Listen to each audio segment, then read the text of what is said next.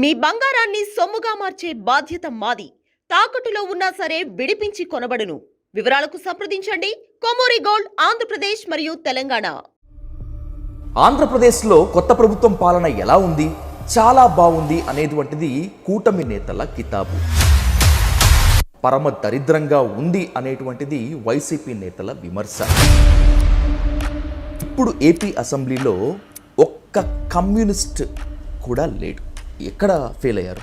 ఇది నిజంగా చాలా బాధాకరమైన విషయము. అంటే ఒకప్పుడు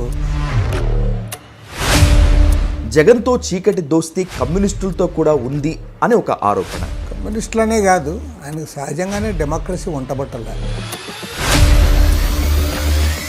జనసేన అంచనా వేయటంలో పూర్తిగా ఫెయిల్ అయ్యారు. ఇది మీకు చాలా ఇబ్బందికరమైనటువంటి ప్రశ్న అయినప్పటికీ కూడా సమాధానం చెప్పాలి. పార్టీ మీటింగ్లో ఆయన కూడా చైర్ వేసుకుని కూర్చొని మిగతా వాళ్ళందరూ కింద కూర్చోపెట్టేవాడు. వాళ్ళు చెప్పడానికి కూడా ఏం అవకాశం ఇచ్చేవాడు కాదు. బీజేపీతో కలిసిన తర్వాత ఆ మతం మత్తు అంటుకుందంటారా, లేకపోతే ఇవి కూడా పవర్ పాలిటిక్సా? నేను అంటే అతన్ని విమర్శిస్తున్నాను అనుకోవద్దు. నేను మాత్రం గ్యారంటీ చెప్పగలను, ఆయన సనాతనవాది కాదు. ఈయన తన పవర్ పాలిటిక్స్ కోసం దాన్ని ఎత్తుకున్నాడు అంతే. From the bottom of your heart చెప్పండి రామకృష్ణ గారు, ఎలా ఉంది కూటమి పరిపాలన? మీకు నచ్చిందా, నచ్చలేదా? నచ్చితే ఎందుకు, నచ్చకపోతే ఎందుకు? వీళ్ళు ఏదో అధికారంలో ఉన్న మా బ్రహ్మాండం సక్సెస్ అని వాళ్ళు అన్నంత మాత్రమే అట్టేం కాలేదు. ఉభయ గోదావరి జిల్లాల్లో ఎస్ఐ పోస్టుకు 20 లక్షలు, లేకపోతే సిఐ పోస్టుకి 30 లక్షలు, మరికొంత ట్రాన్స్ఫర్లకి విపరీతంగా దండుకుంటున్నారని ఒక బాంబు పేల్చారు రామకృష్ణ గారు ఈ మధ్య మీరు.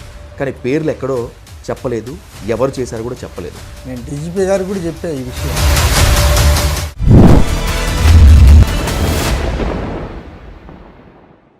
ఆంధ్రప్రదేశ్లో కొత్త ప్రభుత్వం పాలన ఎలా ఉంది? చాలా బాగుంది అనేటువంటిది కూటమి నేతల కితాబు. పరమ దరిద్రంగా ఉంది అనేటువంటిది వైసీపీ నేతల విమర్శ. కితాబులు, విమర్శలు ఎలా ఉన్నా కూడా కమ్యూనిస్టుల దృక్కోణం ఎలా ఉంది అనేటువంటిది విద్యావంతులు, మేధావుల ప్రశ్న. ఈ ప్రశ్నకు సమాధానం వెతుక్కుందాం. అలాగే ఆంధ్రప్రదేశ్ రాజకీయాలపై ఇన్ డీటెయిల్గా, ఇన్ డెప్త్గా డిస్కస్ చేద్దాం. Let's invite CPI state secretary and CPI executive member K. Ramakrishna onto the Dial News Hot Seat with Vijay Sadhu. Ramakrishna garu namaste. Welcome to Dial News, sir. Sir, ఏ రాష్ట్రమైనా ప్రజలు ప్రభుత్వాన్ని మాత్రమే కాకుండా ప్రతిపక్షాన్ని కూడా ఎన్నుకుంటారు. ఆ ప్రతిపక్షంలో కమ్యూనిస్టులు ఉంటే బాగుండేది అనేటువంటిది చాలామంది ఆశ. కానీ ఇప్పుడు ఏపీ అసెంబ్లీలో ఒక్క కమ్యూనిస్ట్ కూడా లేడు. ఎక్కడ ఫెయిల్ అయ్యారు? వాస్తవానికి రాష్ట్రంలో ఒకప్పుడు ఆంధ్ర రాష్ట్రంలో అధికార పక్షంగా కాంగ్రెస్ ఉండేది, కమ్యూనిస్టులు ప్రతిపక్షంలో ఉండేవారు. 1952 ఎన్నికల్లోనే కాంగ్రెస్ నుంచి అధికారాన్ని చేజిక్కించుకోవడానికి కమ్యూనిస్టులు హోరాహోరీగా పోరాడారు.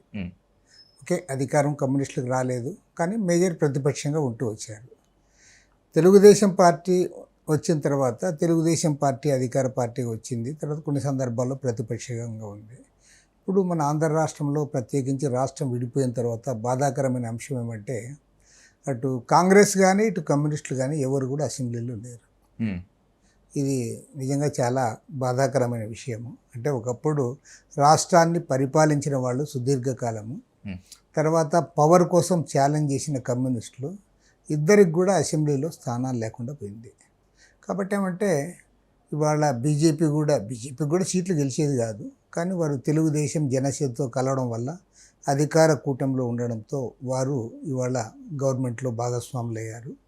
ప్రతిపక్షంగా వైఎస్ఆర్ కాంగ్రెస్ పార్టీ మాత్రమే ఇవాళ మన అసెంబ్లీలో ఉంది. కాలం చెల్లిన సిద్ధాంతాలు పట్టుకొని ఊగులాటం వల్లనే కమ్యూనిస్టులు ప్రజలకు చేరువు కాలేకపోయారు, అసెంబ్లీలోకి అడుగు పెట్టలేకపోయారు. ఇది గుణపాఠం అనేటువంటిది ఒక విమర్శ కాదు. పార్లమెంటరీ ప్రజాస్వామ్యంలో, పార్లమెంటరీ రాజకీయాల్లో కమ్యూనిస్టులు ఇమడలేకపోతున్నారు అనేటువంటిది మరొక విమర్శ. ఎటువైపు ఉండాలి? అట్లా ఒకే ఒక లైన్లో దీనికి ఆన్సర్ అనేది లేదు. ఓవరాల్గా చూసినప్పుడు భారతదేశంలో కమ్యూనిస్టుల ప్రాబల్యం తగ్గిన మాట వాస్తవమే, అది అందరూ అంగీకరిస్తూ ఉన్నాం. ప్రపంచవ్యాప్తంగా కూడా ఒక రకంగా చెప్పాలంటే కమ్యూనిస్టులకి ఇది ఒక గడ్డు కాలం. కాబట్టి ఏమంటే సహజంగా ఆయా పరిస్థితుల్ని ఈ ఆటంకాలను ఎదుర్కొని ముందుకు సాగాల్సిన అవసరం ఉంది. మీరు అన్నట్లుగా ఎన్నికల సిస్టంలో వచ్చిన మార్పులు, ఓటర్లలో వచ్చిన మార్పులు, తర్వాత ఇవాళ నూతన ఆర్థిక విధానాల ఫలితంగా రాజకీయ పార్టీల ఆలోచన విధానంలో వచ్చిన మార్పులు, ప్రజల్లో కూడా తాత్కాలిక బెనిఫిట్స్ ఏముంటాయన్న దానిపైన వారిలో ఆలోచనకు మార్పులు రావడం ఇవన్నీ కూడా ఉన్నాయి. ఏదేమైనా సరే అందులో ఒక సెంటెన్స్లోనే ఆన్సర్ చెప్పలేము. కానీ ఆనెస్ట్గా చెప్పాలంటే మాత్రం ఇవాళ రాష్ట్రంలో, దేశంలో కమ్యూనిస్టుల ప్రాబల్యం తగ్గిన మాట వాస్తవమే. మళ్ళీ ప్రజా పోరాటాల ద్వారా పుంజుకోవాలి, బలాన్ని పెంచుకోవాలి. ఇవాళ ఒకటి మాత్రం గ్యారంటీగా చెప్పగలను, భారతదేశంలో నెలకొన్న రాజకీయ పరిస్థితుల్లో ఇవాళ అన్ని రాజకీయ పార్టీలు, అవి ప్రాంతీయ పార్టీలైనా జాతీయ పార్టీలైనా, ఈ నూతన ఆర్థిక విధానాలను, కార్పొరేట్ సెక్టార్ను ఇవాళ వాళ్ళు బలపరుస్తున్న నేపథ్యంలో ప్రజల తరఫున, కష్టజీవుల తరఫున, కార్మికుల తరఫున, రైతుల తరఫున వాణి వినిపించడానికి ఖచ్చితంగా కమ్యూనిస్టుల అవసరమైతే ఉంది. దాన్ని మాత్రం ఎవరు కాదనలేరు. ఈవెన్ కొంతమంది డెమోక్రటిక్ సెక్షన్స్ రూలింగ్ పార్టీస్లో ఉన్న వాళ్ళు కూడా ఈ వాస్తవాన్ని గుర్తిస్తూ ఉన్నారు. కమ్యూనిస్టులు అసెంబ్లీలో లేకపోతే ఎంత ఇబ్బందిగా ఉంది, పార్లమెంట్లో బలం తగ్గిపోయిన తర్వాత ఇవాళ ఉన్న ఇబ్బందులు ఏమిటి, ఇవన్నీ కూడా చర్చించుకుంటూ ఉన్నారు. ప్రత్యేకించి మేధావుల్లో కూడా చర్చ జరుగుతూ ఉంది. నేను కోరేది ఏమంటే ప్రధానంగా ఇంటలెక్చువల్స్, అదేవిధంగా ఉద్యోగస్తులు, కార్మిక వర్గము, రైతాంగము, ఇలాంటి వాళ్ళలో ఇది మార్పు రావాలి.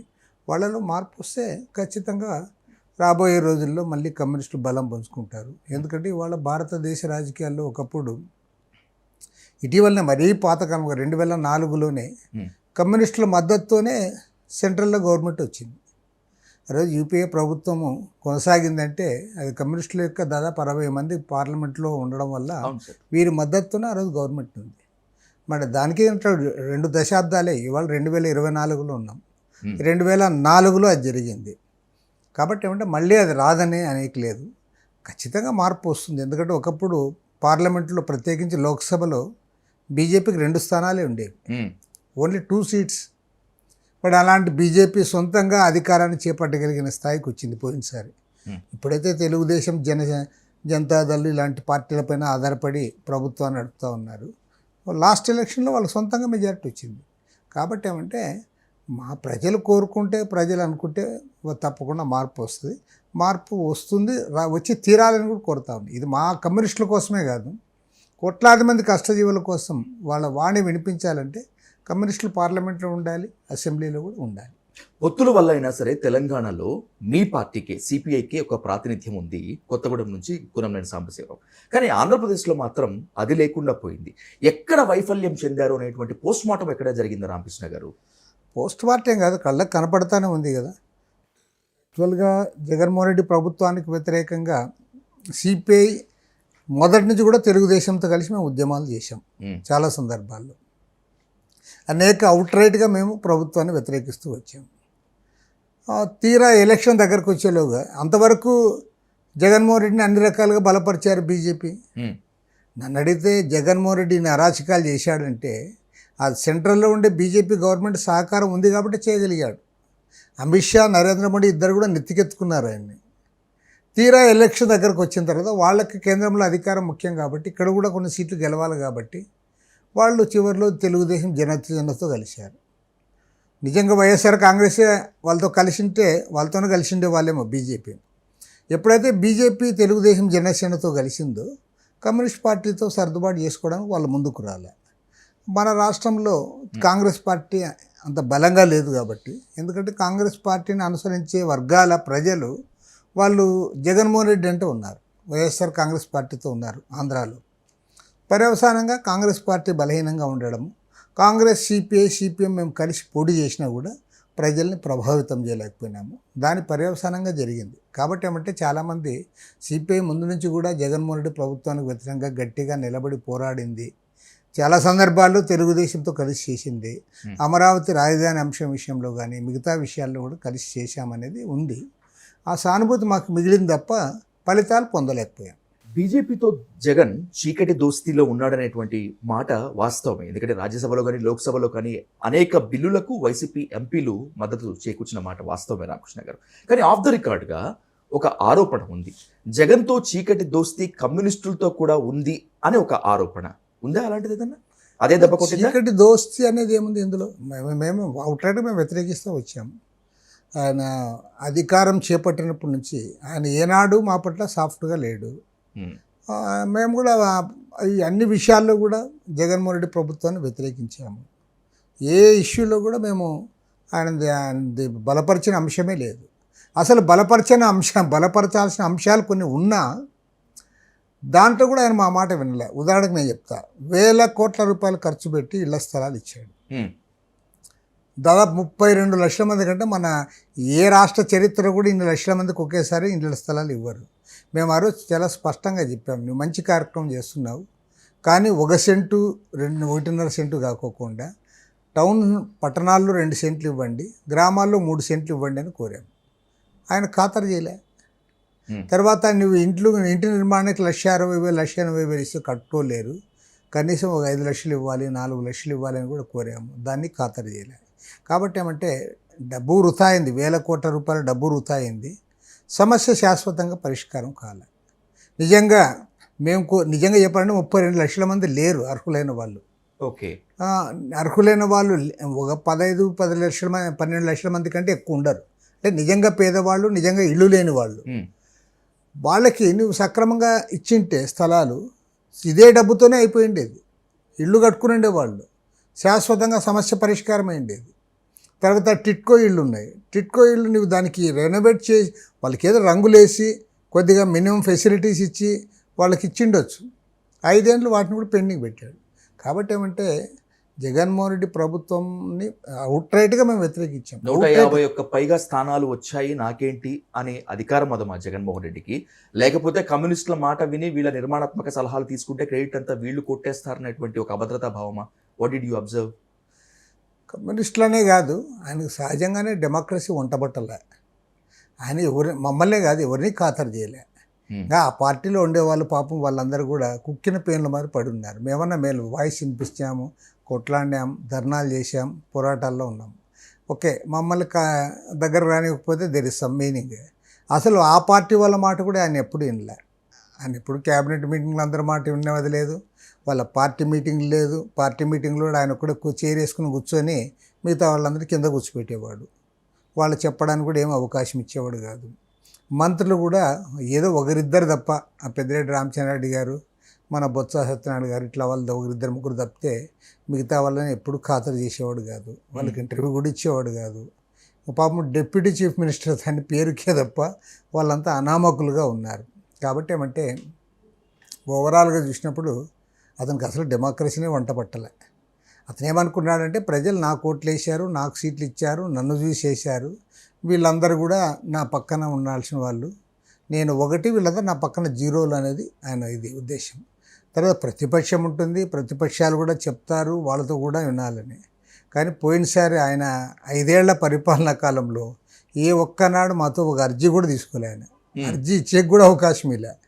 కాబట్టి ఇంకా చీకటి ఒప్పందం ఉండే అవకాశం అనేది బహిరంగంగా కలిసేకే అవకాశం లేనప్పుడు ఇంకా చీకటి ఒప్పందాలు ఎవరితో ఉంటాయి?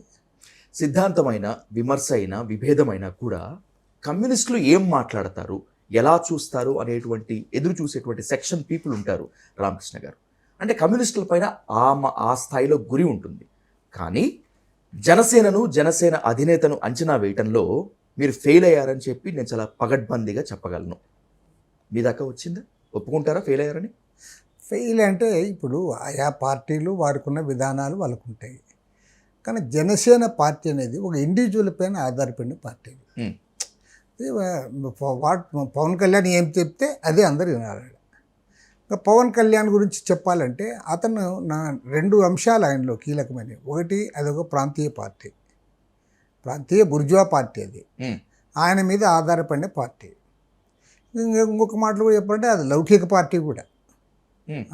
బూర్జువా తత్వము లౌకికత్వము ఒకే దగ్గర సాధ్యమేనా? సాధ్యమే, తప్పేముంది. ఇప్పుడు కాంగ్రెస్ పార్టీ ఉంది, బుర్జువా పార్టీనే, కానీ సెక్యులర్ పార్టీనే కదా. అంటే వెన్ కంపేర్ టు బీజేపీ అది కాస్త secular. Not only BJP, compare చేయకపోయినా చేసినా అది సెక్యులర్ పార్టీనే. తెలుగుదేశం పార్టీ ఖచ్చితంగా సెక్యులర్ పార్టీనే. సార్, సిద్ధాంతమైన విభేదైన విమర్శ అయినా కూడా మిగతా వాళ్ళందరి అవుట్లుక్ ఒకటి, కమ్యూనిస్టుల దృక్కోణం ఎలా ఉంటుంది అని చెప్పి ఎదురు చూసేటువంటి సెక్షన్ ఆఫ్ పీపుల్ ఒకటి ఉంటారు. అంటే కమ్యూనిస్టుల యొక్క ప్రాతినిధ్యానికి వాళ్ళ వాయిస్కి అంత ఇంపార్టెన్స్ ఉంటుంది. ఇంత స్ట్రింజెంట్ లుక్ ఉండేటువంటి కమ్యూనిస్టులు స్ట్రైట్గా అడగాలంటే మీరు జనసేనను అంచనా వేయటంలో పూర్తిగా ఫెయిల్ అయ్యారు. ఇది మీకు చాలా ఇబ్బందికరమైనటువంటి ప్రశ్న అయినప్పటికీ కూడా సమాధానం చెప్పాలి. ఎందుకు ఇబ్బంది పడాల్సింది ఏమీ లేదు. తర్వాత ఇంకోటి ఏమంటే ఈ బూర్జువా పార్టీలు, ముఖ్యంగా ప్రాంతీయ పార్టీలు, వారికి జనరల్గా వాళ్ళకు గీటురాయి ఉంటుంది. వాళ్ళు ఏమంటే రాష్ట్రంలో అధికారాన్ని చేజిక్కించుకోవాలి. ఇన్ జనరల్గా కేంద్రంలో ఎవరు అధికారంలో ఉంటే వాళ్ళతో మంచిగా ఉండాలి. లేదా రాష్ట్రంలో అధికారంలోకి రావడానికి ఎవరితో జతగడితే మేలు అనే దాన్ని బట్టి వాళ్ళు దీనికి వస్తుంటారు. జనసేన పార్టీకి సంబంధించి మీరు అడుగుతున్నారు కాబట్టి, జనసేన పార్టీ అనేది అది ఒక కేంద్రీకృతంగా ప్రజాస్వామ్యం కలిగిన పార్టీ. అది ముఖ్యంగా ఒక మాటలో చెప్పాలంటే పవన్ కళ్యాణ్ పైన ఆధారపడిన పార్టీ. ఆ సినిమా క్రేజు పవన్ కళ్యాణ్ పైన అది ఆధారపడింది. దానికి జిల్లా నుంచి కింది నుంచి ఇది ఉన్నదేం కాదు. ఒక ప్రాంతీయ పార్టీ, ప్రాంతీయ బూర్జువా పార్టీ, ఇంకో సెక్యులర్ పార్టీ కూడా. సెక్యులర్ పార్టీ కాదనికేం లేదు. ఇప్పుడు బీజేపీతో కలిసింది కాబట్టి అది సెక్యులర్ పార్టీ కాదు అని అనడానికి లేదు. సెక్యులర్ పార్టీనే. బీజేపీతో పొత్తులో ఉన్నా కూడా జనసేనని లౌకికత్వమైనటువంటి పార్టీగా చూడొచ్చా? చూడొచ్చు, తప్పకుండా. ఇప్పుడు తెలుగుదేశం పార్టీ కూడా కలిసింది, అది లౌకిక పార్టీనే. అదేవిధంగా జనతాదళ్ నితీష్ కుమార్ పార్టీ ఉంది, వారు కలిశారు, వారు కూడా సెక్యులర్ పార్టీనే. ఈ ప్రాంతీయ పార్టీలు ఏమంటే తమ అవసరాల రీత్యా ఆయా సందర్భాన్ని బట్టి కలుస్తూ ఉంటారు. ఇప్పుడు జనసేననైతే పాపం ఆ పవన్ కళ్యాణ్ మీద ఆ జేడీయూ అనే దానికి కొంత ఇది ఉంది కదా base. Nitish Kumar senior politician. అవును సార్. అతను గతంలో మోడీని చాలా గట్టిగా వ్యతిరేకించాడు, మళ్ళీ బీజేపీతో కలిశాడు. తర్వాత ఇప్పుడు చాలా గట్టిగా ఫైట్ చేస్తుంది ఆమె మమతా బెనర్జీ, పశ్చిమ బెంగాల్. ఆమె ఒకప్పుడు బీజేపీ గవర్నమెంట్లో రైల్వే మినిస్టర్గా ఉంది. అవును సార్. కాబట్టి ఏమంటే వీళ్ళు ప్రాంతీయ పార్టీలు ఆయా సందర్భాన్ని బట్టి వాళ్ళ అవసరాల కోసము వాళ్ళు నిర్ణయాలు చేస్తారు. వాళ్ళు ఇప్పుడు నితీష్ కుమార్ ఒకప్పుడు కాంగ్రెస్, సిపిఐ, సిపిఎం, అదేవిధంగా ఆర్జేడీ వీళ్ళతో కలిసి ఉన్నాడు. మరి అప్పుడు ఆయన ఉన్నట్టుండి చేంజ్ అయ్యాడు. చేంజ్ అయ్యి మళ్ళీ బీజేపీతో కలిసి అదే ముఖ్యమంత్రి సీట్లో మళ్ళీ కూర్చున్నాడు. కాబట్టి ఆయన మారాడు తప్ప ఆయన్ని అంచనా వేయడంలో మనం ఫెయిల్యూర్ అయినామని అనడానికి ఏం లేదు. Same is with Pawan Kalyan. యాక్చువల్గా ఒక సందర్భంలో అంటే మేము ఆయన కలిసి ప్రయాణం చేసే సమయంలో లేదా దానికి కొద్దిగా ముందు అమిత్ షా ఆయన్ని పిలిపించి పార్టీని తన బీజేపీలో కలపమని రిక్వెస్ట్ చేశాడు ఆయన. ఓకే. ఆయన చేయలే. పవన్ కళ్యాణ్ గట్టిగా నిలబడ్డాడు, లేదు నా పార్టీ నేను ఉంటాను, నేను బీజేపీలో నేను చేరను అన్నాడు. తర్వాత ఎన్నికల్లో దానికి వ్యతిరేకంగా గట్టిగా ఫైట్ చేశాడు 2019 ఎలక్షన్స్లో. ఎన్నికలు అయిన తర్వాత జగన్మోహన్ రెడ్డి ప్రభుత్వం ఏర్పడిన తర్వాత ఉన్నట్టుండి ఓవర్ నైట్ మళ్ళీ వాళ్ళ దగ్గరికి పోయాడు. కాబట్టి ఏమంటే తన అవసరాల రీత్యా వారు అది చేశారు తప్పితే ఆయన అంచనా వేయడంలో మనం అప్పుడు ఏదైతే అంచనా వేశామో దాంట్లో ఏం తప్పు లేదు. ఆయన ఒక ప్రాంతీయ బూర్జువా పార్టీ, ఒక సెక్యులర్ పార్టీ, రాష్ట్ర ప్రయోజనాల కోసం నిలబడతానని గట్టిగా ముందుకు వచ్చాడు. మనం కలిసి చేతులు పని చేశాం. ఇప్పుడు జగన్మోహన్ రెడ్డి డేంజర్ పెరిగిన తర్వాత ఇతనికి ఇదయ్యి వాళ్ళు అట్లా చేతులు కలిపారు. కేంద్రంలో బీజేపీ అధికారంలో ఉంది కాబట్టి. కేంద్రంలో బీజేపీ అధికారం లేకపోతే ఆయన కూడా వాళ్ళతో చేతులు కలిపి ఉండేవాడు కాదు నేను అనుకుంటా. చెగేవేరా గురించి, ఫిడెల్ కాస్ట్రో గురించి, అలాగే ఎందరో హక్కుల నేతల గురించి అనర్గళంగా ప్రసంగించినటువంటి పవన్ కళ్యాణ్ ఇప్పుడు దీక్షలు చేస్తున్నారు. ప్రాయచిత్త దీక్ష లేకపోతే ఇంకేదో దీక్ష. బీజేపీతో కలిసిన తర్వాత ఆ మతం మత్తు అంటుకుందంటారా, లేకపోతే ఇవి కూడా పవర్ పాలిటిక్సా? నేను అంటే అతన్ని విమర్శిస్తున్నాను అనుకోవద్దు. నేను మాత్రం గ్యారంటీ చెప్పగలను, ఆయన సనాతనవాది కాదు. ఓకే. సనాతనవాదం అనేది అది ఆర్ఎస్ఎస్, హిందూ కమ్యూనల్ ఫోర్సెస్ వాళ్ళ అజెండా. ఈయన తన పవర్ పాలిటిక్స్ కోసం దాన్ని ఎత్తుకున్నాడు అంతే. ఆయన చెగువీరా అన్నప్పుడు ఆయన చెగువీరా ఎట్లా కాదో ఇప్పుడు కూడా సనాతనవాది కూడా కాదు. కానీ ఆయన చెగువేరా అన్నప్పుడు, లాంగ్ మార్చ్ చేసినప్పుడు, ఎర్ర జెండాలు కప్పుకొని ఎర్ర కండువాలు వేసుకొని కవాతు చేసినప్పుడు దాంట్లో మీరు కూడా ఉన్న విషయం మర్చిపోవద్దు రామకృష్ణ గారు. మర్చిపోయేది ఏముంది. ఆయన కాదు, ఇప్పుడు ఎవరైనా ఉండి మన లెఫ్ట్ పార్టీస్ని లేదా లెఫ్ట్ ఐడియాలజీని లేదంటే శ్రామిక జనశక్తిని వాళ్ళని ఇది చేస్తామంటే మీరు అనేక లేదంటామా? దాంట్లో ఏముంది? దాన్ని అట్లేం కాదు కదా. నేననేది ఏమంటే ఆయన అప్పటికి ఇప్పటికీ ఆయనకి క్లారిటీ ఉంది. నేను ఇప్పటికీ నమ్ముతున్నా ఈజ్ సెక్యులర్. ఆయనే సెక్యులరు, ఆయన కుటుంబము సెక్యులరు. లేకపోతే మెగా ఫ్యామిలీకి వాళ్ళకి ఇంతమంది అభిమానులు ఉన్నారంటే వాళ్ళకి అన్ని వర్గాల వాళ్ళు ఉన్నారు, అన్ని మతాల వాళ్ళు, అన్ని కులాల వాళ్ళలో కూడా వాళ్ళు అభిమానించే వాళ్ళు ఉన్నారు. అంటే వాళ్ళు సినిమా యాక్టర్లుగానే వారు జనం ముందుకు వచ్చారు, ఆ రకంగానే అభిమానాన్ని చూరగా ఉన్నారు. తర్వాత ఆయన జనసేన పార్టీ కూడా, ఆ పార్టీలో ఉంటున్న వాళ్ళు కూడా ఎవరో కమ్యూనల్ ఎలిమెంట్స్ ఒకరో ఇద్దరు ఉండొచ్చు, కానీ most of them are secular people. వాళ్ళతో మనకు పరిచయం ఉంది కదా, వాళ్ళందరూ ఎక్కువ మంది సెక్యులరే. ఇప్పుడు ఆయన నేనేమనుకుంటానంటే ఈ బీజేపీతో జతగట్టిన తర్వాత ఆయన్ని ఎవరో వారు కూడా ఒత్తిడి చేసి ఉండొచ్చు. ఈ అజెండాని సౌత్ ఇండియాలో మీరు ముందుకు తీసుకోవాలా అనే దాంతో. ఎందుకంటే ఆయన ఒక్క తెలుగులో మాట్లాడడం కాకుండా 3-4 భాషల్లో మాట్లాడాడు. అంటే అందరిని కూడా ఇది చేయడానికి. తిరుమల లడ్డు విషయంలో కూడా ఆయనదేమంత కరెక్ట్ కాదు. ఆయన తిరుమల లడ్డు విషయంలో యూఆర్ ఇన్ ద గవర్నమెంట్, మీరు గవర్నమెంట్లో ఉన్నారు. తిరుమల లడ్డు అనేది అది భక్తుల యొక్క మనోభావాలకు సంబంధించిన అంశము.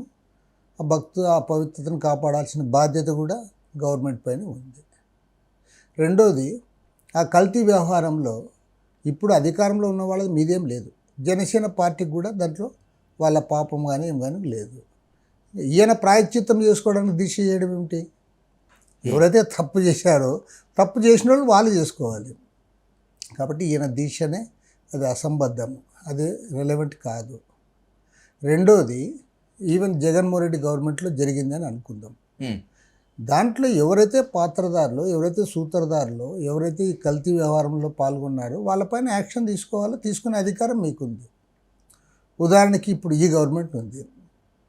ఈ గవర్నమెంట్ అక్కడ ఏదైనా తిరుపతిలోనో లేదా శ్రీశైలంలోనో లేదా మన దుర్గా గుడి దగ్గర ఏదైనా జరిగింది అనుకుందాం. జరిగితే దానికి ముఖ్యమంత్రి బాధ్యుడవుతాడా? అంటే కొద్దిగా ప్రతి విచక్షణతో ఆలోచించాలి. ఏది పడితే గొర్రెల మంద మాదిరి అది పడితే అది అట్లా పోకూడదు. ఇప్పుడు ఒకటి జరుగుతుంది, తిరుపతిలోనే జరుగుతుంది. జరిగితే దానికి ముఖ్యమంత్రి చంద్రబాబు నాయుడు కారణం అని అంటావా? మరి జగన్మోహన్ రెడ్డి ఎట్లా కారకుడవుతాడు? జగన్మోహన్ రెడ్డి కాదు కదా, ఒక సంబంధిత అధికారులు ఉంటారు, ఒక పాలక మండలి ఉంటుంది, చైర్మన్ ఉంటారు. తర్వాత ఆ పర్టికులర్ అంశానికి సంబంధించి కొంతమందికి బాధ్యత ఇచ్చింటారు. ఎవరైతే దాంట్లో ఇన్వాల్వ్ అయినారో వాళ్ళపైన యాక్షన్ తీసుకోవాలి. కానీ అయిన దానికి కాని దానికి జగన్మోహన్ రెడ్డి తిడతాం లేదా చంద్రబాబు నాయుడు తిడతామంటే కరెక్ట్ కాదు. ప్రజలు కూడా ఇట్లా విషయాల్లో కొద్దిగా విచక్షణతో ఆలోచించాలి. ఇంతకుముందు మతాన్ని పూర్తిగా వ్యతిరేకించే వాళ్ళు కమ్యూనిస్ట్ పార్టీలు కూడా. అసలు సూత్రప్రాయ సిద్ధాంతమే మతాన్ని వ్యతిరేకించడం. కానీ కొన్నాళ్ళుగా ఎందుకో మార్పు వస్తున్నట్టుగా క్లియర్ కట్గా కనిపిస్తుంది రామకృష్ణ గారు.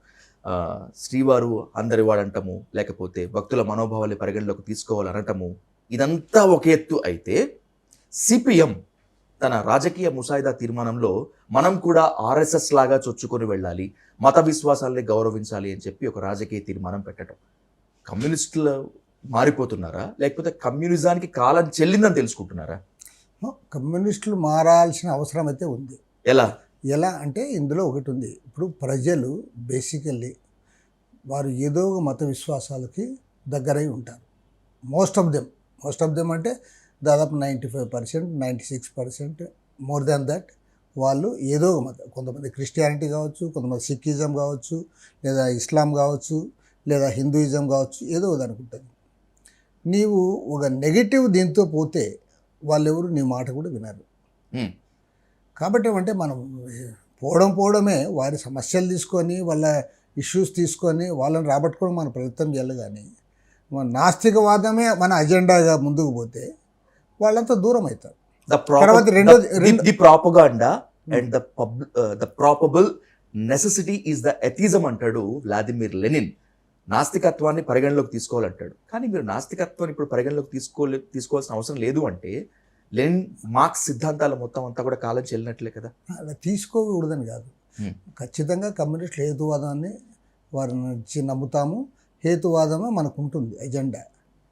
కానీ మనము ఆ పేరుతో హేతువాదమే మన ప్రధానమైనది అనే దాంతో మనము లార్జర్ సెక్షన్స్ని దూరం చేసుకోకూడదు. ఇంకోటి ఏమంటే మన దేశంలో ఇంకొక పెద్ద ఇబ్బందికరమైన పరిస్థితి ఉంది. ఇప్పుడు ఈ చాలా ఇబ్బందికరమైన పరిస్థితి. హేతువాదాన్ని లేదా నాస్తికవాదాన్ని దాన్ని చెప్పేటప్పుడు అగెనెస్ట్ హిందూ గాడ్స్ చెప్తాం, కానీ మనం క్రిస్టియన్స్కి వ్యతిరేకంగానూ ఇస్లాంకి వ్యతిరేకంగా చెప్పలేము. ఎగ్జాక్ట్ వ్యాలిడ్ పాయింట్ సార్, మీరు చెప్పింది చాలా వ్యాలిడ్ పాయింట్. ఎందుకు చెప్పలేము, ఎందుకు చెప్పలేకపోతున్నామంటే వాళ్ళు ఒక మైనారిటీ సెక్షన్స్ కాబట్టి వారి మైనారిటీల యొక్క మనోభావాలను దెబ్బతీయకూడదనే ఉద్దేశంతో మనం చెప్పం. మనకేమో అందరి బయట ఒకటే అభిప్రాయం ఉంటుంది. హేతువాదం అంటే హేతువాదం ఈ మతాలకు అతీతంగా ఉండేది, అది హేతువాదం. అంతేగాని మత భావన పలానాది కరెక్ట్ కాదని కాదు. కాబట్టి దీన్ని వాళ్ళు ఎన్కాష్ చేసుకుంటున్నారు. హిందూ మతోన్మాదులు, పర్టికులర్గా ఆర్ఎస్ఎస్, బీజేపీ, సంఘ్ పరివారు వాళ్ళు పదే రెచ్చగొడుతున్నారు. వీళ్ళు వాళ్ళని ప్యాంపర్ చేస్తారు మైనారిటీస్ని. వీళ్ళు ఎప్పుడు హిందువులకు వ్యతిరేకంగా మాట్లాడతారు, హిందూ దేవతలకు వ్యతిరేకంగా మాట్లాడతారు అనేదాన్ని వాళ్ళు ముందుకు తెస్తున్నారు. తర్వాత ఇంకోటి ఏమంటే ఎక్కడైతే అధికారం ఉన్న చోట, ఇప్పుడు ఉదాహరణకి కేరళ రాష్ట్రంలో అక్కడ టెంపుల్స్ ఉన్నాయి, క్రిస్టియన్ ఇవి ఉన్నాయి, ఇవన్నీ తర్వాత ఇస్లాం ఉన్నాయి. వాళ్ళు కూడా అక్కడ క్రిస్టియన్ మైనారిటీస్ సంఖ్య కూడా ఎక్కువ. అలాంటి చోట మన పార్టీలో నిర్ణయం ఏమంటే ఈ కమిటీలో మనం ఎవరు ఉండకూడదని. కమిటీలో ఎవరు మనం ఉండనప్పుడు అక్కడ ఎవరు ఉంటారు, వాళ్ళు పోయి చేరుకుంటారు. అందరూ చేరుకొని వాళ్ళు దాన్ని ఆక్రమించుకొని వాళ్ళు మొత్తం చక్రం తిప్పుతున్నారు. కాబట్టి అది కరెక్ట్ కాదు. మనం కూడా గతంలో ఎట్టయితే కమిటీల్లో ఉంటామో ఇప్పుడు కూడా అట్లా కమిటీల్లో ఉండాలి అనే దానికి వచ్చారు. కాబట్టి నా అభిప్రాయంలో అంటే దాన్ని కొద్దిగా డిస్టార్షన్ ఉంది సిపిఎం తీర్మానము, కానీ సిపిఎం చేసిన తీర్మానం అయితే కరెక్టే. అది అంటే సీతారాం యేచూరి బోనం ఎత్తినా లేకపోతే సురవరం సుధాకర్ రెడ్డి బతుకమ్మ సంబరాల్లో పాల్గొన్నా కూడా ఇవంతా కాలానుగుణంగా మార్పు అనుకోవచ్చా ప్రజలతో మమేకం అయ్యేందుకు? అంటే నేను ఏదంటే గతంలో కాలేదని అనుకోవడం కరెక్ట్ కాదు. వ్యతిరేకంగా ఉంటారు కదా, ఉండము, అదే కరెక్ట్ కాదు. నేను చెప్తా, నేను జనరల్గా పెద్దగా టెంపుల్స్కి దానికి పోము. కానీ మేము ఎన్నికల్లో పోటీ చేసినప్పుడు ఒక ఊళ్ళో పోయి మేము దిగుతాను ఫస్ట్ టెంపుల్ దగ్గర గుడిగా ఇది చేస్తారు. నేను టెంపుల్కి రాను, నేను అదే అక్కడ మసీదు ఉన్నా సరే నేను వాళ్ళని పట్టించుకోనంటే ఉండం. ఎందుకు, ఓటర్లు ఉంటారు కాబట్టి మనం పోయి వాళ్ళ అంటే మనము కాదు వాళ్ళ ఐడియా, ముఖ్యంగా అవతల వారి యొక్క మనోభావాలను మనము గౌరవించడానికి మనం చేస్తాం. ఇప్పుడు ఉదాహరణ పోయి మన మసీద్ దగ్గర మనం కూడా ఖర్చీఫ్ వేసుకుంటాం సింపుల్గా, వాళ్ళ మత విశ్వాసాలను గౌరవించడం. నేను ఇస్లాం దాంట్లో చేరినట్టు కాదు, బట్ ఎందుకు వాళ్ళందరూ కూడా నిలబడి ఉంటారు, వాళ్ళతో పాటు నేను కూడా నిలబడి వేసుకుంటాను.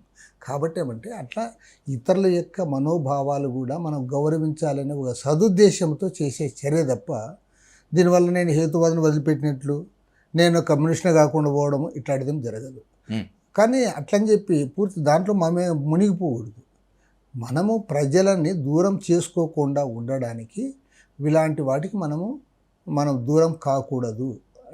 మొత్తం అంటే ఎంటైర్ పాపులేషన్నే మనం దూరం చేసుకోకూడదు ఈ పేరు మీద అనే నిర్ణయానికి సిపిఎం వచ్చింది.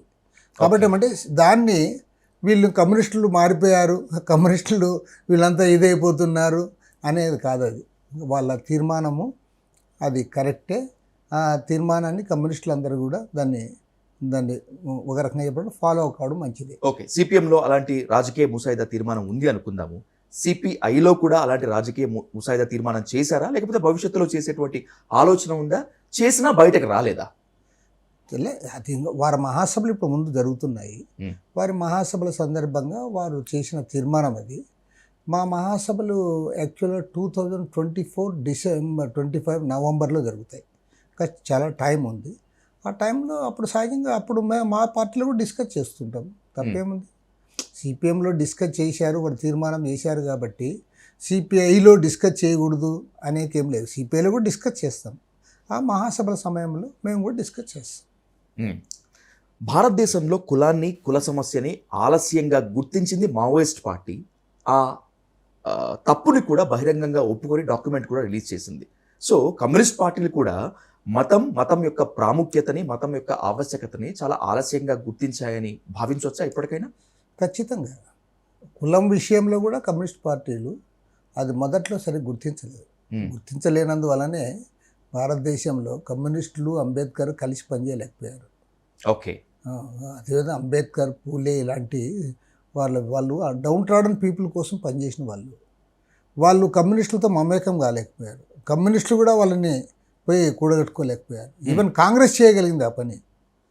ఆయన యాక్చువల్గా కాంగ్రెస్తో చాలా సందర్భాలు విభేదించాడు అంబేద్కర్. అవును.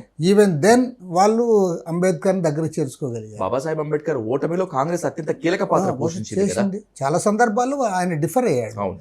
వారు కూడా పెద్ద ఇది కాదు. ఈవెన్ గాంధీతో కూడా డిఫర్ అయ్యారు ఆయన.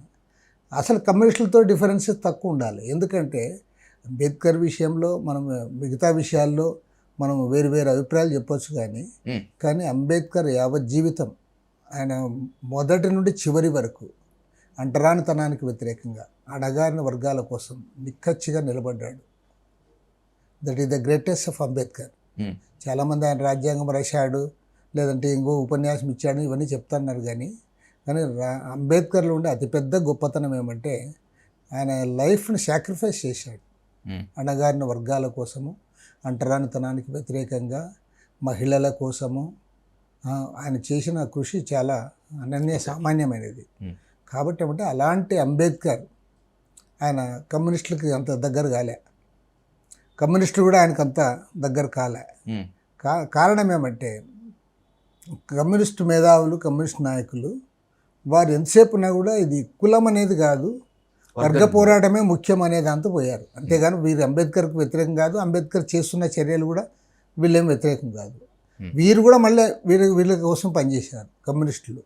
కాబట్టి ఏమంటే న్యాచురల్ అలై అంబేద్కర్ అది మనం తీసుకొని పోయి ఉండాల్సింది. ఇప్పుడిప్పుడే కమ్యూనిస్టు శ్రేణుల్లో కూడా అది వచ్చింది. అందుకోసమే లాల్ నీల్ అనే నినాదం కూడా వచ్చింది. కమ్యూనిస్టులకి కులం ఉండదు, మతం ఉండదు, ఎవరడిగినా కూడా ఇదే చెప్తారు. అలాంటి కరడుగట్టిన కమ్యూనిస్ట్ అయినటువంటి మిమ్మల్ని రామకృష్ణ చౌదరి అంటూ చంద్రబాబు నాయుడు పిలిచారా, సంబోధించారా? చంద్రబాబు నాయుడు పిలవలే. చంద్రబాబు నాయుడు పిలిచింది కాదు. ఇది జగన్ ప్రభుత్వానికి వ్యతిరేకంగా మేము ఫైట్ చేస్తున్న సందర్భంలో వారు ఒక కులాన్ని అంటగట్టాలనే ఉద్దేశంతో సోషల్ మీడియాలో వాళ్ళు అట్లా ప్రచారం చేశారు. వాళ్ళకి తెలిసే నేను చౌదరి కాదని, కానీ వాళ్ళు అట్లా ప్రచారం చేశారు. కానీ చివరికి అది మీ పార్టీ అగ్రనేత నారాయణ గారే కాస్త ఇబ్బందికరమైన పరిణామ పరిస్థితుల్లో అది చెప్పాల్సి వచ్చిందా? అంటే ఇబ్బంది కాదు. ఇప్పుడు వాళ్ళేమి వాళ్ళు మేము చేసేదానికి వాళ్ళు సరైన వేలో రైట్ ఆన్సర్ ఇవ్వాలి. ఆన్సర్ లేనందువల్ల వాళ్ళు ఈ రాష్ట్రంలో ఒక కులాన్ని భూతంగా చూపి తమ అధికారంలోకి రావడము, అధికారాన్ని సుస్థిరం చేసుకోవాలని వాళ్ళు ఒక ప్రయత్నం చేశారు. అందులో వాళ్ళు ఫెయిల్ అయ్యారు, పక్కా ఫెయిల్యూర్ అయ్యారు. కాబట్టి ఏమంటే కులము మతం అనేది కాదు, మీరు ఏం చేస్తున్నారు, మీ విధానం ఏమిటి, మీరు ఏం చేశారు. ఇప్పుడు ఉదాహరణకి ఇప్పుడు చంద్రబాబు నాయుడు ప్రభుత్వం రాష్ట్రంలో అధికారంలో ఉంది. చంద్రబాబు నాయుడు ప్రభుత్వం గురించి ప్రజలు ఏమనుకుంటారు, ఆయన ఏ కులములకు ఏం చేస్తున్నాడు అనేది పెద్ద కాదు. ఆయన ఏం చెప్పాడు ఎలక్షన్లో, ఏం చేస్తున్నాడు, ఆయా వర్గాలకు ఏమి దాన్ని అమలు పరిచాడు, ఇచ్చిన వాగ్దానాలు అమలు పరుస్తున్నాడా, రాష్ట్రం అభివృద్ధి అయిందా, సంక్షేమ కార్యక్రమాలు అమల్లోకి వచ్చాయా అని వాళ్ళు ప్రజలు ఆలోచిస్తారు. లా అండ్ ఆర్డర్ ఎట్లుంది, ఇదంతా వ్యవసాయం ఏమైనా అభివృద్ధి అయిందా, ఇరిగేషన్ రంగంలో ముందుకు పోతున్నామా, పరిశ్రమలు ఏమన్నా వచ్చాయా, అవిట్లో ముందుకు పోతే ఆయనకి ఓట్లేశారు. జగన్ని మీరు తీవ్రంగా వ్యతిరేకించారు. జగన్ తీసుకున్నటువంటి అప్రజాస్వామిక నిర్ణయాలపైన గొంతెత్తారు, దండెత్తారు, గర్జించారు. జగన్ని దింపేంత వరకు పోరాటం చేశారు. ఇప్పుడు మీరు కోరుకున్న ప్రభుత్వం అధికారంలోకి వచ్చింది, అంటే యాంటీ జగన్, టీడీపీ, జనసేన కూటమి. From the bottom of your heart చెప్పండి రామకృష్ణ గారు, ఎలా ఉంది కూటమి పరిపాలన? మీకు నచ్చిందా, నచ్చలేదా? నచ్చితే ఎందుకు, నచ్చకపోతే ఎందుకు? ఇప్పుడు ఒక ప్రభుత్వాన్ని ప్రజలు ఎన్నుకునేది 5 ఏళ్ళు పరిపాలన చేయమని. నేను 5 నెలలకే దీనికి ఇప్పుడు ఏముంటాయి, ఒక మనం ఎగ్జామ్ 3 years కోర్స్ చేరుతాం, లేదా 5 years కోర్స్ నువ్వు జాయిన్ అవుతావు. 5 years కోర్స్ అయిపోయిన తర్వాత మధ్యలో 1 year తర్వాత చెప్పొచ్చు, 2 years తర్వాత చెప్పొచ్చు, అట్లా చెప్తూ పోవచ్చు. అల్టిమేట్గా 5 years అయిన తర్వాత నువ్వు ఆ కోర్స్ కంప్లీట్ చేసిన తర్వాత నువ్వు పాస్ అయినావో ఫెయిల్ అయినావో మార్కులు వేస్తారు ప్రజలు. ఓకే. నీవేమంటున్నావు 5 ఏళ్ళ కాలం ఉన్న ప్రభుత్వాన్ని 5 నెలల్లోనే నువ్వు ఇప్పుడే చెప్పేవి పాస్ అయిందే ఫెయిల్ అయింది అని అంటాను. అది అట్లా చెప్పడం సాధ్యం కాదు. ఒకవేళ చెప్పినా ఎవరైనా కానీ అన్నం మొత్తం ఉడికిందా అని అదే ఒక మెతుకు పట్టుకుంటే సరిపోతున్నటువంటి ఇది కూడా ఉంది కదా మన నేను దగ్గర. అదే చెప్పబోతున్నా. అందుకోసం ఏమంటే ఇవాళ ప్రభుత్వము మిక్స్డ్ రియాక్షన్ నడుస్తుంది. మిక్స్డ్ రియాక్షన్ ఉంది. కొన్ని వర్గాల్లోనేమో పీడ పోయింది, ఈ గవర్నమెంట్ వచ్చింది, ఓకే. కొద్దిగా గాలి పీల్చుకుంటున్నామనే వాళ్ళు ఉన్నారు. తర్వాత ప్రత్యేకించి ట్రేడర్సు, ఎంప్లాయీస్, టీచర్స్ మెయిన్గా చెప్తున్నా. ఇట్లా సెక్షన్స్ అన్నీ ఏదో మాకు ఇప్పుడు ఇది ఉందని వాళ్ళు ఫీల్ అవుతున్నారు. తర్వాత పెన్షన్స్ 4,000 ఇచ్చారు. అది సహజంగానే అది పాజిటివ్ అంశము. అట్లా కొంత జీతాలు 1వ తేదీ వస్తున్నాయనేది కొంతమంది, ఇట్లా కొన్ని ఉన్నాయి. తర్వాత ఏమి అలివిగాని వాగ్దానాలు చేశాడు చంద్రబాబు. ఎట్లయినా సరే అధికారంలోకి రావాలి, ఈసారి నాకు లాస్ట్ ఎలక్షన్ అని చెప్పి మొత్తం వాగ్దానాలు చేశాడు. తర్వాత మరి ఇన్ని వాగ్దానాలు అమలు చేయడానికి ఆడ నిధులు ఉండాలి కదా, బడ్జెట్ ఉండాలి కదా. మరి ఇప్పుడు నేను బడ్జెట్ ప్రవేశపెట్టారు, భారీ బడ్జెటే ప్రవేశపెట్టారు. మరి ఆయన ఇచ్చిన వాగ్దానాలన్నీ అందులో పొందుపరచాలి కదా, పొందుపరచలేకపోయాడు. కాబట్టి సహజంగా అవి అడుగుతారు పబ్లిక్. మాకు చెప్పావు కదా, మాకు ఇవ్వాలి కదా అంటారు. అదొకటి వస్తుంది. తర్వాత నేను ప్రజలపైన భారాలు మోపనున్నావు, చాలా క్లియర్గా చెప్పాడు. మా గవర్నమెంట్ వస్తే అది కరెంట్ ఛార్జీలు పెంచము అన్నావు. అవును. మరి ఇవాళ నువ్వు కరెంట్ ఛార్జీలు పెంచుతున్నావు. మొన్ననే 6,072 కోట్ల రూపాయలు పెంచారు. మళ్ళీ ఇప్పుడు రెగ్యులేటరీ కమిషన్ వాళ్ళు 11,826 కోట్ల రూపాయలు పెంచడానికి సిద్ధం చేశారు. రేపు 19వ తేదీ వరకు మీకు ఏమైనా అభ్యంతరాలు ఉంటే తెలియజేయమని చెప్పి టైం ఇచ్చారు. కాబట్టి ఏమైనా ఈ 6,000 కోట్లు, ఈ 11,800 కోట్లు అంటే 17,800 కోట్ల రూపాయలు ఒకేసారి ప్రజలపైన భారం మోపితే ఆటోమేటిక్గా అసంతృప్తి వస్తుంది. పబ్లిక్ నువ్వు వాళ్ళకున్న దీన్ని బట్టే వాళ్ళు ఇది ఒక నిర్ణయానికి వస్తారు. అంతేగాని మీరు టీవీలో ఏం చెప్తున్నారు, నేనేం చెప్తున్నా అనేది కూడా పనిచేస్తుంది. కానీ దానికంటే ముఖ్యం వాళ్ళ స్వానుభవం ద్వారా ఒక నిర్ణయానికి వస్తూ ఉంటారు. తర్వాత ఉచిత ఇసుక అన్నావు అన్నప్పుడు ఏమి పోయినసారి అప్పుడు ఇవాళ అది ఫెయిల్యూర్ అయింది. ఆటోమేటిక్గా ఏం ఎక్స్పెక్ట్ చేస్తారు, ఉచిత ఇసుక అంటే గతం కంటే రేటు తక్కువ ఉంటుంది అనుకున్నారు. కానీ రేటు తక్కువ ఉండడంలే, అది ఫెయిల్యూర్ చేసింది కూడా అధికార పార్టీ వాళ్ళే. కాబట్టి ఏమంటే 1 by 1 ఇవన్నీ కూడా అవి యాడ్ అవుతూ ఉంటాయి. కొన్ని పాజిటివ్ ఉన్నాయి, కొన్ని ఇట్లా నెగిటివ్ థింగ్స్ కూడా ఉన్నాయి. తర్వాత ప్రైస్ రైజ్, నిత్యావసర వస్తువుల ధరలు విపరీతంగా పెరిగిపోయినాయి.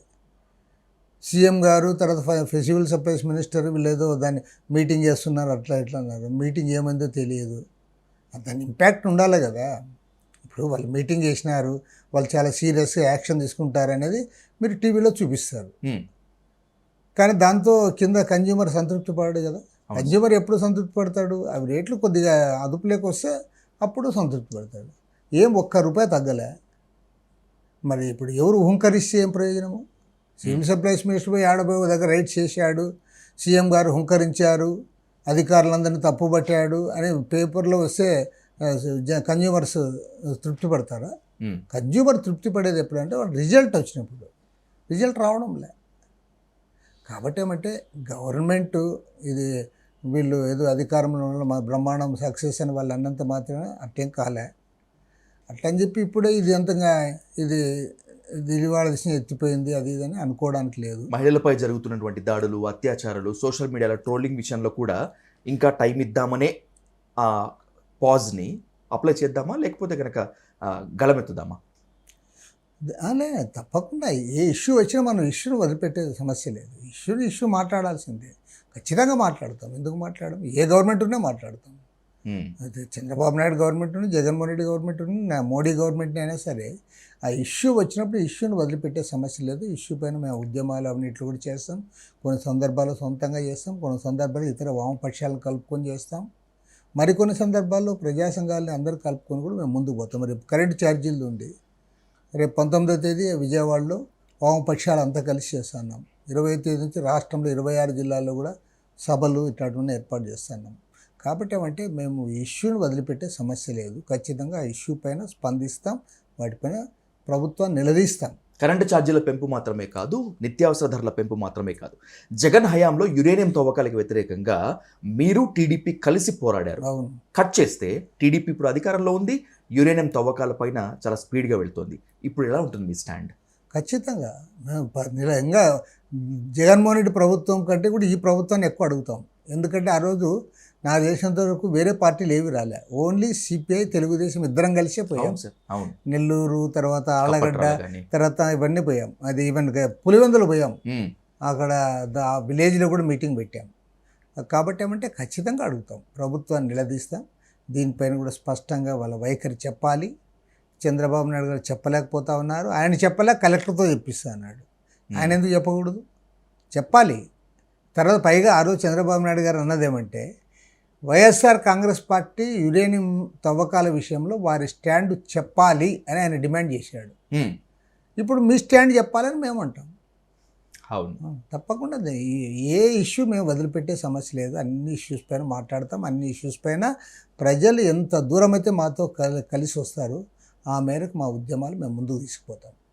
ఆ విషయంలో వెనుకబడే సమస్య లేదు.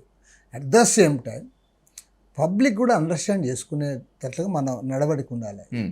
ఇప్పుడు కొంతమంది ఏమంటారంటే, కమ్యూనిస్టులకు ఏం పని లేదప్ప, ఏ గవర్నమెంట్ వచ్చినా వీళ్ళు విమర్శిస్తారు అంటారు. కాబట్టి నేను ఏమంటే, ఏదో గుడ్డిగా విమర్శలు చేయడం కాకుండా ఆయా సందర్భం, ఇప్పుడు ఈవెన్ నరేంద్ర మోడీ అయితే మాకు యాక్చువల్గా రాజకీయంగా సైద్ధాంతికంగా మేము యాంటీ బీజేపీ, యాంటీ ఆర్ఎస్. అవును సార్. ఈవెన్ దెన్ మోడీని కూడా ఊరికే అగ్రెసివ్గా విమర్శిస్తే జనం అప్రిషియేట్ చేయరు. ఆయా సమస్యను పెట్టి సమస్యలపైన మనం ప్రభుత్వాన్ని నిలదీస్తే తప్పకుండా ప్రజల నుంచి ఆదరణ వస్తుంది. రాబోయే రోజుల్లో మా ఉద్యమాలు మేము మరింతగా ముందుకు తీసుకుపోతాం. ఈ ఇంకా 5-6 మాసాలు ఇది సహజంగా కొత్త ప్రభుత్వం కాబట్టి కొంత పబ్లిక్లో కూడా కొద్దిగా నింపాదిగా వస్తాం. ప్రజలతో కలిసి ఉద్యమాలు చేయాలి, ప్రజల తరపున నినదించాలి. ఇదే ప్రతిపక్షం యొక్క ప్రధాన ఉద్దేశం, కర్తవ్యం. ఇది బయట చట్టసభల్లో కూడా ఉండి ఖచ్చితంగా గర్జించాలి, ప్రజల సమస్య కోసం గళెత్తాలి.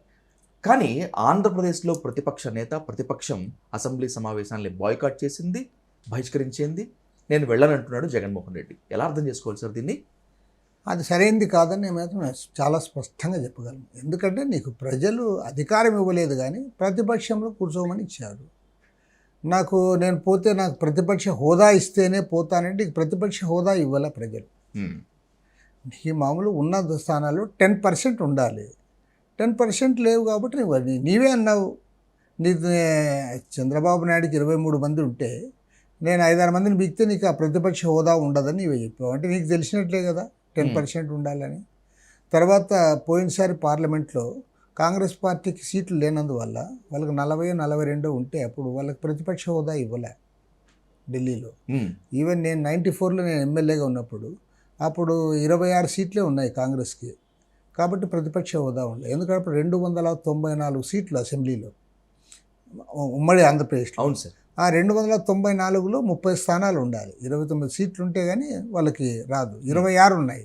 అందుకోసం ప్రతిపక్ష హోదా ఇవ్వలే. ఆయన పి జనార్దన్ రెడ్డి వాళ్ళ గ్రూప్ లీడర్గా ఉన్నాడు. అతను గట్టిగా ఫైట్ చేశాడు. అసెంబ్లీ టైగర్ అనిపించుకున్నాడు. ఆయన ఎప్పుడు తగ్గలే. అవును.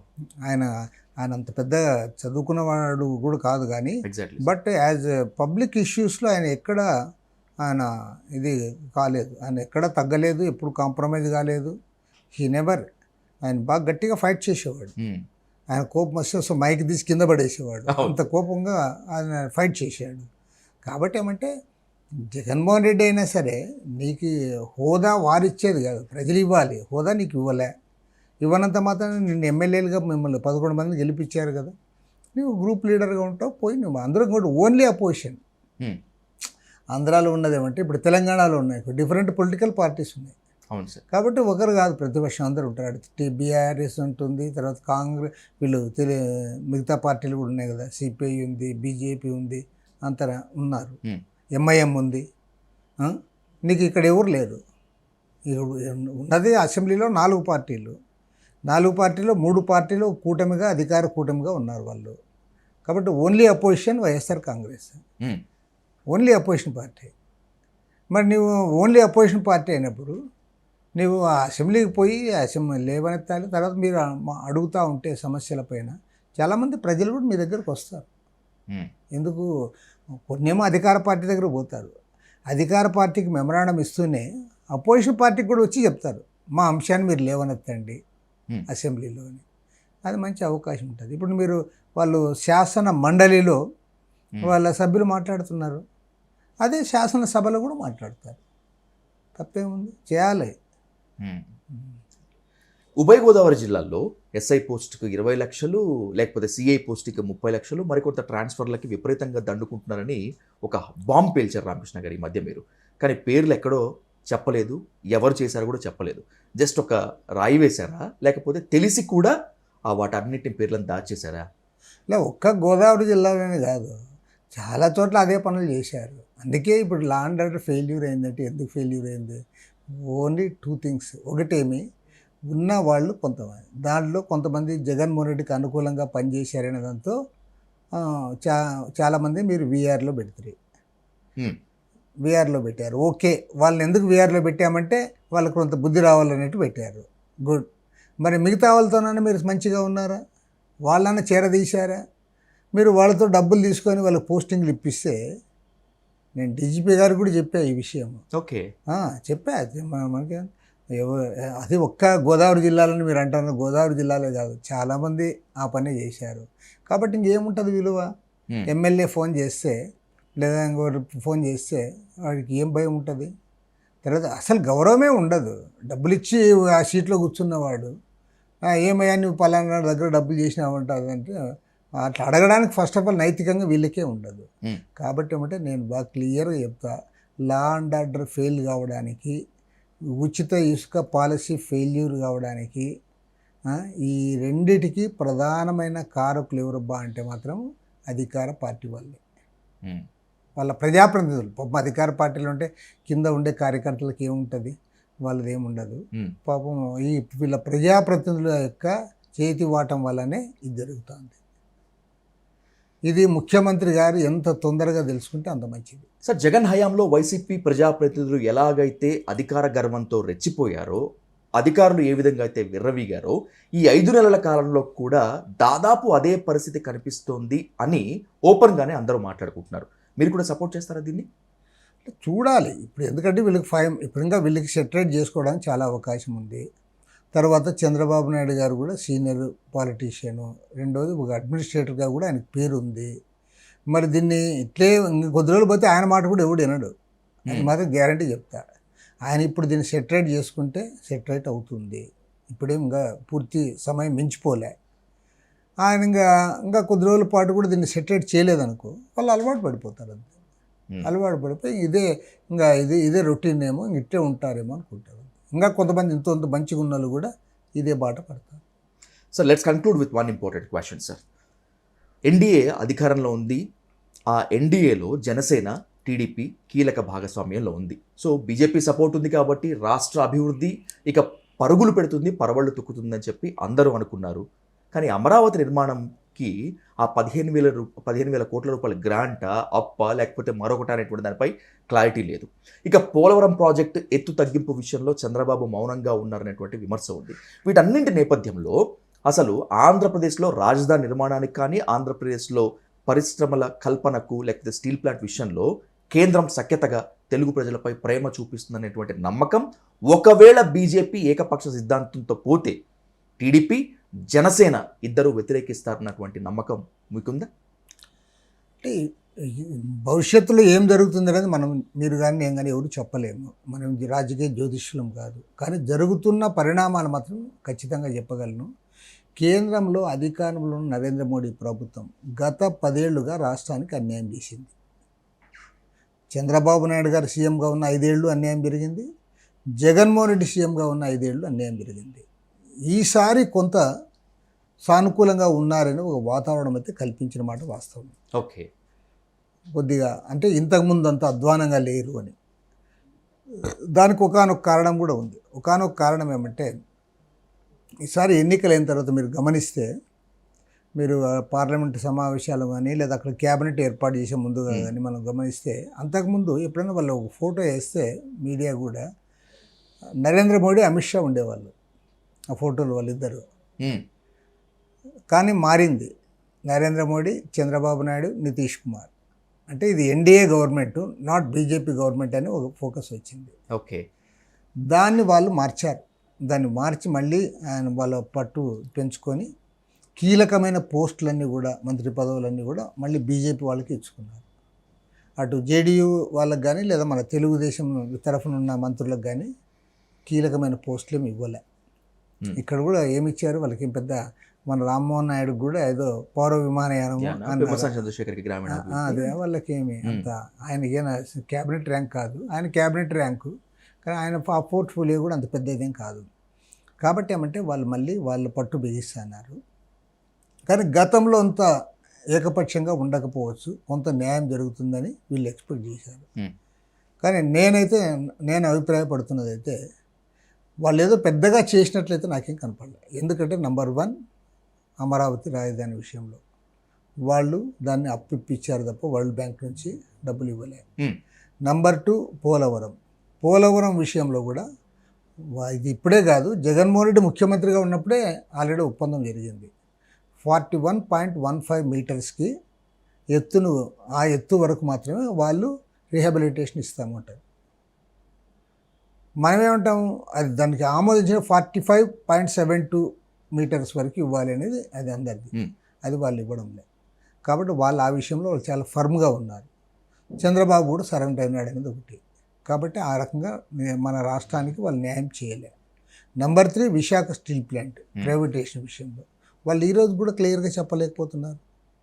విశాఖ స్టీల్ ప్లాంట్ ప్రైవేటేషన్ జరగదు అని సెంట్రల్ గవర్నమెంట్ ఇంతవరకు చెప్పలేదు. చంద్రబాబు నాయుడు గారు కూడా అంతకుముందు ప్రతిపక్షంలో ఉన్నప్పుడు ఆయన ఒక లెటర్ ఇచ్చాడు, వ్రాతపూర్వకంగా ఉక్కు పరిరక్షణ కమిటీ వారికి లెటర్ ఇచ్చాడు. దీన్ని ఆపాల్సిన బాధ్యత అది ముఖ్యమంత్రి పైన ఉంది. మేము తెలుగుదేశం పార్టీ ప్రజాప్రతినిధులు అవసరమైతే మేము రాజీనామాలకు కూడా సిద్ధమని చెప్పి ఇచ్చాడు ఆయన ప్రతిపక్షంలో ఉన్నప్పుడు. అవును, ఆ లెటర్ ఉంది మనతో. ఓకే, మరి ఇప్పుడు నువ్వు అంత గట్టిగా మాట్లాడడంలే. పైగా ఇప్పుడేమి మళ్ళీ మోసం జరుగుతుంది. ఒకటి అనకాపల్లిలో మిట్టల్ వాళ్ళు ఎవరో వచ్చి వాళ్ళు పెడతారు, దానికి 70,000 కోట్ల రూపాయలతో పెడతారు అని. ఎందుకంటే మీరు ఈ స్టీల్ ప్లాంట్ పోతుందని మీరేం భయపడొద్దండి, వేరే ప్రైవేట్ స్టీల్ ప్లాంట్ వస్తుంది అనేది అదొక ప్రచారం తేవడానికి ప్రయత్నం చేస్తున్నారు. కాబట్టి ఏమంటే వాళ్ళు పెద్దగా ఇచ్చింది ఏం లేదు. వాళ్ళు ఇచ్చిన దాంట్లో నేను బాగా గుర్తించింది ఏమంటే, ఒక అమరావతికి రైల్వే లైన్ ఒకటి 2,800 కోట్లు ఎంతో, అదొకటి. విశాఖ రైల్వే జోన్ కూడా ముందు నుంచి అడుగుతున్నాము, అది వచ్చేటట్టు ఉంది. అందుకు తప్ప వాళ్ళు పెద్దగా చేసింది ఏం లేదు అది ఈ 5 నెలల కాలంలో. ఓకే, ఇంకా టైం ఉంది.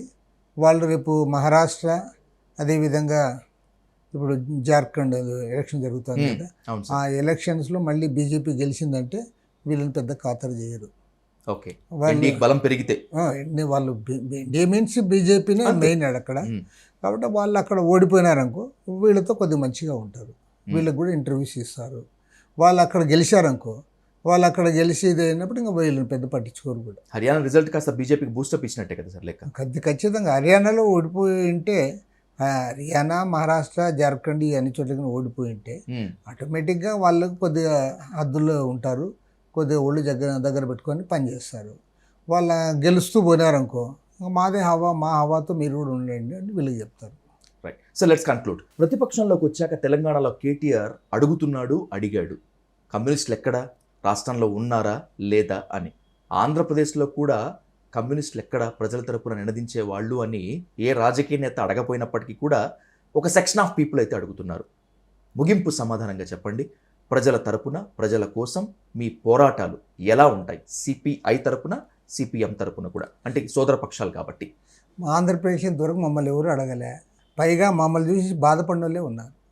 వీళ్ళు 5 ఏళ్ళు ఫైట్ చేసి వీళ్ళు అసెంబ్లీలో లేరు. ఏమాత్రం ఫైట్ చేయకుండా బీజేపీ వాళ్ళు లాస్ట్ వాళ్ళ సంఖన ఎక్కి పోయి అసెంబ్లీలో చేరుకొని మంత్రివర్గంలో కూడా చేరుకున్నారని. కాబట్టి మేము ఫైట్ చేసేది మానుకోము. ఇప్పుడు చంద్రబాబు నాయుడు వచ్చాడు కాబట్టి, ఎన్డీఏ కూటమి గవర్నమెంట్ ఉంది కాబట్టి మళ్ళీ మా పోరాటాలు యథాలాపంగా సాగిస్తాం. మేము ప్రజల దగ్గర మేము ఒకటే అనుకున్నాం, అసెంబ్లీలో ఉంటామా, పార్లమెంట్లో ఉంటామా, ఎక్కడ ఉంటామనేది అది ప్రజలు నిర్ణయిస్తారు. ప్రజలతో ఉండాలనేది మేము నిర్ణయించుకున్నాం. ప్రజల కోసం ఉంటాము, ప్రజలతో ఉంటాము, ప్రజల సమస్యలపైన పోరాడతాం. ఈ విషయంలో మాకు ఏమాత్రం ఇది లేదు. మాకు ఆంధ్ర రాష్ట్రంలో ఇంతవరకు కమ్యూనిస్టులకు అన్యాయం చేశామనే వాళ్ళు ఉన్నారు తప్ప కమ్యూనిస్టులు ఏం చేయలేదనే వాళ్ళు నేను ఎక్కడ చూడలేదు. ఈరోజు కూడా ఇవాళ మళ్ళీ రేపు ఈరోజు కూడా రెవెన్యూ మినిస్టర్ని కలిసి వచ్చాం. అవును సార్. ఇళ్ల స్థలాల దాంట్లో మీరు 2 సెంట్లు 3 సెంట్లు ఇస్తామన్నారు, ఇల్లు కడతామన్నారు, 4 లక్షలు ఇస్తామన్నారు, అవి ఎప్పుడు ఇస్తా అన్నారని చెప్పి ఈరోజు రేపు 18వ తేదీ నాడు రాష్ట్ర వ్యాప్తంగా కొన్ని లక్షల మందితో అర్జీలు పెట్టిస్తున్నాం. ఉమ్, రేపు 19వ తేదీ పెంచిన కరెంట్ ఛార్జీలకు వ్యతిరేకంగా వామపక్ష పార్టీలు 10 పార్టీలు కలిసి పోరాటాన్ని మొదలు పెడుతున్నాం. ఉమ్, కాబట్టి ఏమంటే మేము పోరాటాలు వెనుకపోయే సమస్య లేదు. మరి కేటీఆర్ అక్కడ ఏమన్నాడు ఎందుకన్నాడు మాకు తెలియదు. ఉమ్, కేటీఆర్ కూడా అన్నాడంటే ఆయనకు సమస్య వచ్చినప్పుడేమో కమ్యూనిస్టులు కావాలి, ఆయనకు సమస్య లేనప్పుడు కమ్యూనిస్టులు అవసరం లేదు. అట్లా అవకాశవాదం కూడా ఉంటుంది వాళ్ళది. మా దగ్గర ఏం లేదు. మేము స్ట్రైట్గా ఉన్నాము, క్లీన్గా ఉన్నాము. మేము మా పోరాటాలు వదిలిపెట్టే సమస్య లేదు. ప్రజలు ఓకే మా లేట్గా గెలిపిస్తే లేట్గా గెలిపిండి, మాకు గంటే పోయేది ఏం లేదు. మాకు పదవులు లేనంత మాత్రాన మాకు గౌరవం తగ్గిందేం లేదు. మేము ప్రజలతోనే ఉంటాము, ప్రజా పోరాటాలు నిర్వహిస్తాం. దాంట్లో వెనక్కు తగ్గే సమస్య లేదు. రేపు 18వ తేదీ నాడు రాష్ట్ర వ్యాప్తంగా మళ్ళీ పేద జనాన్ని మేము సమీకరిస్తా ఉన్నాం. రైట్. అవుట్ రైట్గా మేము ముందుకు పోతాం. ఈరోజు రెవెన్యూ మినిస్టర్ని కలిశాము, గృహ నిర్మాణ మంత్రి పార్థసారథి గారిని కూడా కలిశాము. వాళ్ళకు కూడా చెప్పాము మీరు చేయాలి, మీరు చెప్పారు, చెప్పింది చేసి తీరాలని కూడా అడిగాము. రైట్. ఒక్కరోజైనా ఒక్కసారైనా కమ్యూనిస్ట్గా బతుకు నేస్తమా, ఆ గొప్ప నీకు తెలుస్తుంది మిత్రమా అనేటువంటి పాట ఇంకా ప్రజల చెవుల్లో మారుమోగుతూనే ఉంది. ప్రభుత్వాలు ఏవైనా కూడా మారచ్చు. పాలక పక్షాలు ప్రజా వ్యతిరేక నిర్ణయాలు తీసుకున్నప్పుడు ఖచ్చితంగా ప్రజల కళ్ళు ప్రతిపక్షాల కోసం వెతుకుతాయి, ముఖ్యంగా కమ్యూనిస్టుల కోసం వెతుకుతాయి. ప్రజల తరపునే ఉండాలని మళ్ళీ కమ్యూనిస్టులు కథం తొక్కాలని మనస్ఫూర్తిగా కోరుకుంటూ thank you so much Ramakrishna garu for your nice interview. Thank you.